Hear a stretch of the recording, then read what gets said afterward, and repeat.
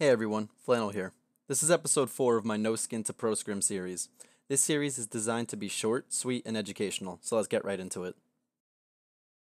Tip number 1. React by building. You should immediately build walls in the direction of oncoming fire. These initial walls will not only protect your health bar, but set yourself up for a counterplay. You can use the walls as support to peek over at enemy players and attack.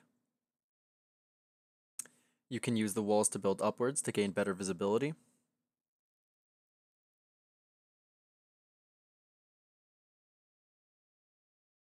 Or you can keep spamming walls while you move away to disengage from the fight. If you are a player who often panics when shot suddenly, practicing these techniques will set you on the path to winning many more gunfights. Also, don't be afraid to experiment with counterplays. The more you experiment, the more confident you will be with your building and counterplays. Tip number 2. Turbo building. Sometimes enemies might shoot a lot to overwhelm you. For these kind of situations, turbo building is a feature that will save your life 100%.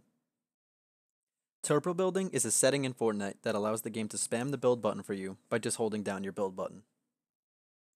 Turbo building should keep you protected from most heavy fire, as well as protected from someone replacing your wall with their own, given that you have the resources to expend, of course.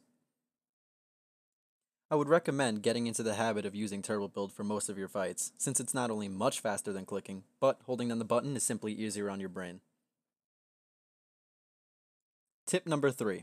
Boxing and tunneling. Boxing yourself in is a time-old defensive strategy that will keep you covered from every direction. It's the perfect play to disengage from a fight to heal, reload, or give yourself time to process a situation. Sometimes boxing yourself in isn't enough though. More often than not, a good enemy will be able to track you throughout a fight and pressure you despite the box. This is when tunneling comes into play. Tunneling is making multiple boxes and then hiding in one of them in the hopes that the enemy is now confused and has lost your position.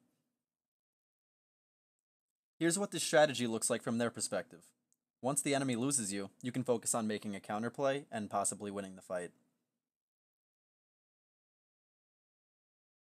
This concludes episode 4, The Basics of Defensive Building. If you are comfortable with the tips provided in this video, you can safely move on to the next episode, which will be dealing with wall edits. If you like the series so far, feel free to drop a like or subscribe. Additionally, the official giveaway details are in the description and comments. Be sure to check it out because it's right around the corner. See you next video.